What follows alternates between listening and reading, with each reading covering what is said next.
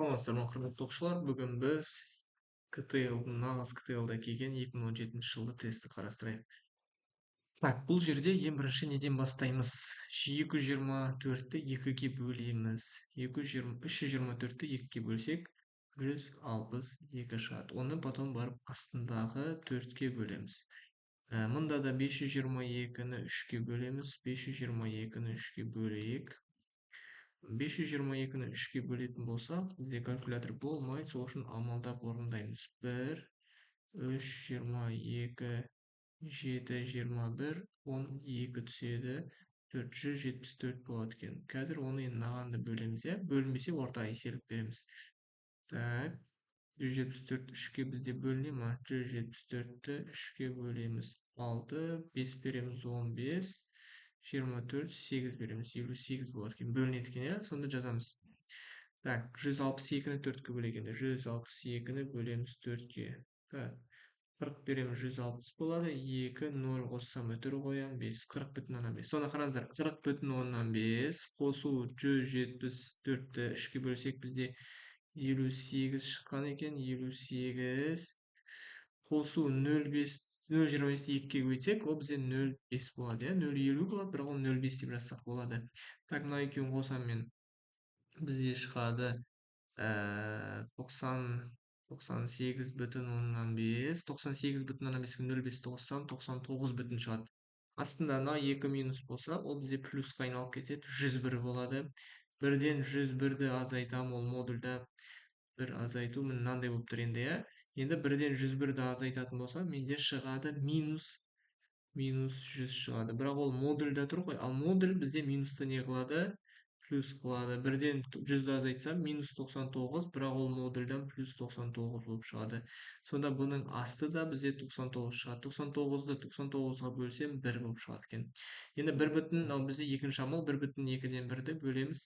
1,2-ден 1-ді 3-ке бөлеміз. Бұл дегеніміз 2-ден 3. Бөлудің ережесі бойынша мынау астына түсіп кетеді. Сонда 3 пен 3 қысқарады, 2-ден 1 шығады. Ал 2-ден 1 дегеніміз 0,5. Сонда бірінші амалда 1 шықты, екінші амалда 0,5 шықты. Сонда ол 1,5 шығады екен, Д варианты. Так, келесі есепті қарастырайық. Бізде келесі есеп не дейді екен? X дегеніміз ол 2 қосылған Y-ге тең. Ал Y дегеніміз ол маған тең дейді. Ондай болатын болса, мына есептің мәнін табыңыз дейді. Онда біз ең бірінші мына тұрған Y тең дегеннен бастаймыз. Өйткені Y дегеніміз мәнін таба аламыз. Ол 1 азайту 2017-ден 2015.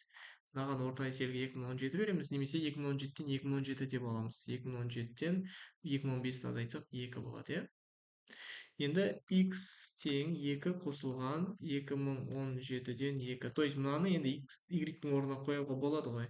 Соны қоясыздар. Мынаған орта еселік 2017-ні береміз. 2-ге көбейтсем 4034 қосу 2, ол бізде 4036 болады, 2017. Ой, 4036. Вообще басқа сандар жазып жүрмін ғой. 4036 болады, Дұрыс қой. Келесі енді біз мына жерді қарастырайық. Бұл жерде бізде 4034 бөлінген 4036. 4036 көбейту x дейді. Значит, мынаның ішіндегі x-тің орнына мен мынау мәнді апарып, не істеймін? Апарамын да қойып, арасы көбейтем. 4034 бөлу 4036 көбейту, мынау нәрсе шыққан менің мәнімді жазайын. 4036 бөлу 2017. Сыртында 4 дәреже бар. Плюс мұнда да әкеп қоям. Y-ді бірақ. 6051 бөлу 2. Y қой бұл бізде. Y-дің орнына менде шыққан мән ол мынау. Соны апарып қоямын. Мынаны мына жаққа апарып қоямын. Көбейту 2 бөлінген 2017 дейді. Дәрежесі 2. Так, осыны шығарайық. Кәдімгі кейін мынау екеуі бірдей. Мынау тура мынаның жартысы 2 қалады. Сонда 2-ның сыртындағы 4 дәрежесі қосылған. Мында 2 мен 2 кетеді. Мынаның 3 болып шығады, егер бөлінсе, 3-тің квадраты. Сонда 2-ның 4 дәрежесі 16 қосылған 9, 25 деген жауап шығады екен. Қиын болып көрінген есеп өте оңай болып шықты. Мұқият пауза қойып, түсінбесеңіздер қайттан артқа айналдырып, пауза қойып жазыңыздар дәптерге. Келесі есеп мынау. Так, бұл жерде не істей алады екенбіз? Ең бірінші астындағы 1 қосу 2-ден 1-ден бастаймын. Так, 1-ге 2-ден 1-ді қоссам, менде шығады 1,2-ден 1. Аны өшіріп тастайын, оның орнына 1,2-ден 1 жазамын. Енді қараңыздар, мынандай нәрсе шықты ғой. 1-ді мен 1,2-ден 1-ге бөлемін. 1 бөлу 1,2-ден 1. Ол дегеніміз 1 бөлу 2-ден 3. Ол дегеніміз 1 көбейту 3-тен 2 болып орын ауысып кетеді, иә, бөлу кезде ұмытпаңдар. Сонда бұл дегеніміз 3-тен 2. Все, бізде мынаның орнына енді 3-тен 2 жазады екенбіз. Мынаның бәрін өшіріп тастайын былай. Оның орнына мен 3-тен 2-ні жазамын. 1-ге 3-тен 2-ні қосам, ол дегеніміз 1,3-тен 2 шығады, иә, бұл жерде. Сосын барып қараңыздар, мынау бізде мынау ортасы ғой мынау. Өйткені тең мына жерде тұр. Значит, мынау үстіндегіні мынаған бөлуім керек. А азайту 3,2-ден 1 бөлу 3 бөлінген 1,3-тен 2. 1-ге 3-тен 2 қосақ 1,3-тен 2 болады. Тең А алу 3,2-ден 1 бөлу 3 көбейту. Мынаны бірінші бөлшекке айналдырамыз, кстати, бірінші 3-тен 5 болады. Содан кейін барып көбейтуге айналады. 3-тен А минус, мынаны бірінші бөлшекке айналдырайық тоже. 2-ден 7 болады. Мынау көбейту 5-тен 3 болады. Сонда қараңыздар, 3 пен 3 не кетеді? Қысқарып кетеді. Тең асты 5, үсті А минус 2-ден 7 болады екен. Так, сонда мен мыналардың орнына мен былай жазамын. А минус 2-ден 7 дегеніміз бізде 7-ні 2-ге бөліп тастасам, 3 жарым деген сан шығады, иә? 5-тен 3 жарым. Сонда А азайту 3 жарым бөлу 5 деген сан шығады. Тең 2А бөлу 5 минус мынаны бірінші бөлшекке айналдырып жіберейін. 10-нан 43 минус 5-тен 6. Енді барлығына орта еселік. Асты 10 ғой бәрінде. Мынаны 10-ды 5-ке бөлсем 2, 10-ды 5-ке бөлсем 2, 10-ды 10-ға бөлсем 1, мынаны 10-ды 5-ке бөлсем 2. То есть бөлшек болған есептерде біз бұрыс осылай орта еселік береміз, және бөлімін енді жазбаймыз. Сонда мынау 2 бар ғой, 2 жақша ашылған А азайту 3 жарым. Тең 2 көбейту 2, 4А минус 43 минус 12. Енді жақшаның сыртындағы А-ны әрқайсына көбейтемін. 2А минус 7 тең 4А минус 43 минус 12. Мынау 4А мында барады, мынау минус 7 10-ға барады. Мына жерде бізде 2А өз орнында қалды, оның таңбасын өзгертпейсіңдер. 4А минус 4А болып барады тең. Минус 43 минус 12, 2 минус болғандықтан олар қосылады. 55 минус. Мынау 7 барып қосылады. Сонда минус 2А тең минус азайтқан кезде бізде минус 48. 2 минус плюс болады. А тең 24 деген жауап шығады екен. Е варианты. Пауза қойып басып тыңдап жазылыңыздар. Келесі есеп. Так, мына бөлшек есепті не істейміз? Әрине, бөлшек болса, бірінші очередь орта есеп беруге қысамыз. Бірақ мынау жерде бірінші жақша ашып алайық. Себебі жақшаны ашпай тұрып орта есеп бере алмаймыз. Беруге болады, бірақ та бірінші ашып алайық. Мынау минуспен көбейтіледі. Сосын мынау минус плюс қылып жібереді, иә? Мынау плюсті минус қылып жібереді қазір. Сонда қараңыз, жақша ашып жатырмын. 5, 2х плюс 4-тен 3х минус 2017-ден 2. Қосу. Мына жақта жақшаны алды қосу ғой. Оны жай ғана жақшаны алып тастасақ болады. Минус 20-дан 3х тең 5. Енді қараңдар, мынау екеуінің бөлімдері бірдей. Бұлар еще сандар, кәдімгі бөлшектер. Екеуінің бөлімдері бірдей болатын болса, онда не істейміз? Оларды бір-бірінен азайтамыз. Өйткені біреуінің алды плюс, біреуінің алды минус. 2017-ден минус 2 қосу 2019. Минус 2-ге 2019-ды қоссам, олар азайтып болып кетеді. 2017 болады. Сонда мына жақта менде плюс 2017 үлкеннің таңбасын жазамын плюс. 2017 мен 2017-ні қысқартып жіберемін. Сонда ол бізде 1 болып шығады ғой. Сонда менде мынаның орнына 1 деп жазсам болады екен. Аны өшіріп тастап, мен 1 деп жазайын енді. Енді орта еселік байқасаңыздар 5, 4, 20, мынаның асты 1. Орта еселік 20, мынаған 4, мынаған 5, мынаның астында дым болмағандықтан 20, мынаған 1, ал мынаның астында 1 болғандықтан 20-ны береміз. Орта еселік беруді барлықтарыңыз білесіздер. Енді бөлімдерін жазбаймыз. Тек қана алымдарын не істейміз? Көбейтеміз. Қанша болады сонда? 8х қосу 15х қосу 20 алу 3х тең 100. Енді не істейміз? 8х пен 15х қосып жіберемін 23х. Одан азайтам 3х-ті тең. 20 плюсті мына жаққа теңдіктің оң жағына кетіп қалса, ол таңбасын өзгертеді. Ал мынау 3х ол теңдіктің сол жағында қалды ғой, міне сол жағында тұр, өзгертпейді. 20х тең 80, және де 80-ді 20-ға бөлеміз. 4 болады сонда жауабы. Келесі есеп. Мына есеп оңай енді. Өздеріңіз шығарып көрсеңіздер болады. Бірінші, -3 жақшаның сыртында квадрат болғандықтан ол +9 болып кетеді. 3-ті 3-ке көбейтсем. Жақшаның ішін орындайық енді, қараңыздар. Мынау -4-тің квадраты ол бізде плюс болып кетеді.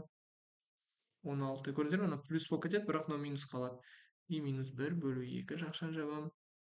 Минус. Мына жерде -5-тің квадраты тоже плюс болып кетеді, бірақ оның алдында 2 минус дегені бар. 25 минус 2 бөлу 5. Бөлу астында 3-тің квадраты 9, алу 2-нің квадраты 4. 9 қосылған, енді мынаны есептейміз. Есептейік. -15 болады, -15-тен -1-ді азайтсақ, -16 болады, оны 2-ке бөлеміз, -8 болады азайту. Так, мына жерде мынау +2, мынау -2 қысқартып жіберсек те болады. Мына жерде сөйтсек те болады, иә? -25-ті 5-ке бөлсек, -5 бөлу 5 тең. Так, 9 қосу -8. Қосу алу болған кезде олар азайтылады. Мынандай 2 минус болған кезде олар қосылып кетеді. Так, бүтін сан шыға ма екен? 1 қосу 6. 1 қосу 5 6 бөлу 5. 1 бүтін 5-тен 1 ауыл дегеніміз 1 бүтін 10-нан 2. Себебі астысын 2-ке көбейтеміз. Сонда ол 1 өтір 2 деген жауап шығады екен. Келесі есеп, мынау есеп. Так, бұл жерде ортасы қай жерде екенін көріп аласыздар. Мына тең қай жерде тұр, значит мына ортасы. Значит мына бөлімін есептейсіңдер. И мына бөлімін есептейсіздер. Так, минус болса қосылып кетеді дедім ғой жаңа. Сонда менде былай болады. 1 минус қосу 5 бөлу 2018. Үсті менде 4 болып кетеді, асты 2018. Мұнда 1 қосу 1, мынанда 2 минус осылай келсе қосылып кетеді. 2 бөлу 2017 болады. Үсті бізде 1 бөлу 2017. Сонда қараңыздар, мынау үстіндегіні мынаған бөлем. Мынаған бөлем. Сонда олардың 2017-лері екеуінде де астында ғой қысқарып кетеді. Сонда 1 бөлу 2 ғана қалады. Ал мына жерде үстінде бізде так, орта еселігі бізде бірдей ғой. Онда орта еселігіне 2018 деп жазып жіберемін. Үстінде x алу 2017 бола салады. Мұнда бізде тоже бөлімінде былай шықты. X алу 2017 бөлу 4 бөлу 2017 бөліп тастаймыз оны 4 бөлу 2018. Мына бөлімі 2018 екен. 2018. Сонда бұл да солай 2018-ді 2018 қысқарады да x алу 2017 бөлу 4 тең. Мұнда бізде 1 мен 2 ғана қалды, иә? 1 бөлу 2. Так, бұл жерде не істейміз? Орта еселік мынаған 2, мынаған 1. Себебі бөлімі 4 бізде. Астын жазбаймыз енді. X алу 2017 тең 2. X тең, минус 10 2017 2-ке қосылады, 2019 болады сонда жауабы. С. Келесі, мына есеп жаңа мен белгіледім. Мына есеп. Бұл жерде де солай. Мынаны есептейсіздер. Үстінде шыққанда астындағысына бөлесіздер. Сосын барлығына орта есеп бересіздер. Мына жерде есептеп алайық 2015. Мынаған 5, мынаған 3, мынаған 1. 5 азайту 3, 2, 2 азайту 1, 1 болады мына жерде. Так, мұнда біз барлығына орта есеп берейік. 21, мынаған 7, мынаған 3, мынаған 7, мынаған 1. 21-ден 7 азайту 3, 4. 4 қосу 14 қосу 3 дейді екен. 21-ден так, 18, 21. Сонда мынау жай 1 болып қалады екен да. 15-тен 1-ді 1-ге бөлсек, 15-тен 1-дің өзі ғана келеді. Орта еселік сосын 30 болады. 1 бөлу 15 қосу x бөлу 2 тең 3x бөлу 2 алу 2 бөлу 15 дейді. Осыны шығарасыздар. Орта еселігі 30. Мынаған 2, мынаған 15, мынаған 15, мынаған 2. Себебі 30-ды 15-ке бөлесіздер 2, 15-ті 2-ге бөлесіздер 35, 30-ды 2-ге бөлесіздер 15, 30-ды 15-ге бөлесіздер 2. И бөлімдерін жазбайсыңдар, тек қана алымдарын жазамыз. 2 қосу 15x тең 45x, иә, алу 4.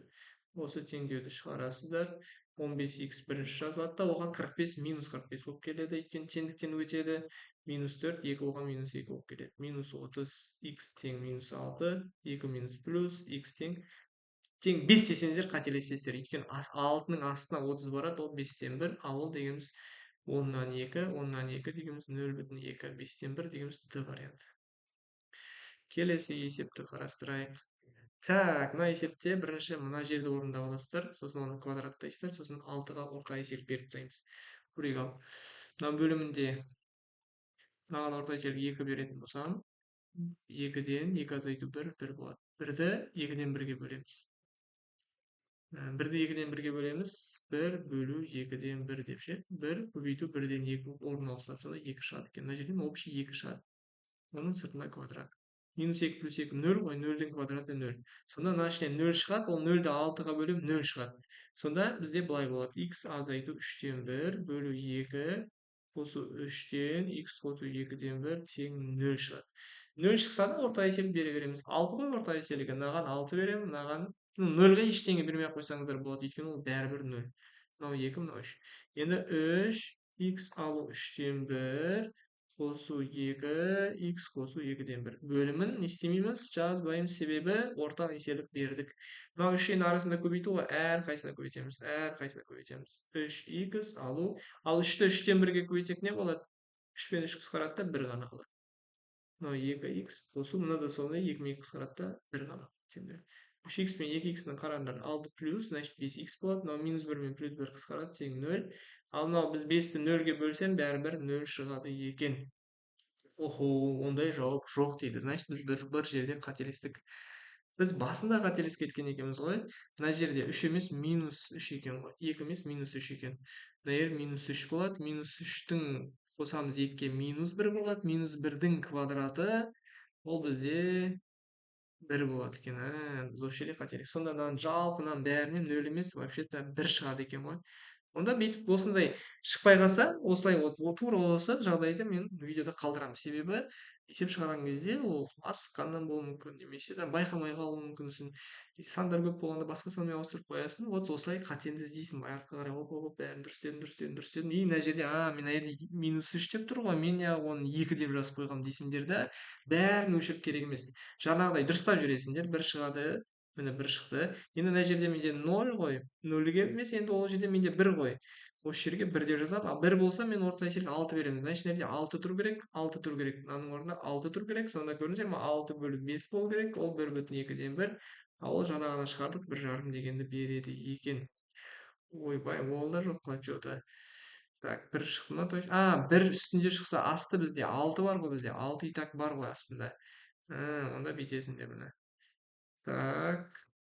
Мына жер бізде 6-дан 1. Значит, бұда барлығы бар. Значит, оған 1 береміз орта есеп. 1 береміз. Мына жерінде 6 емес 1 болады. Сонда 1 бөлу 5 астына барады.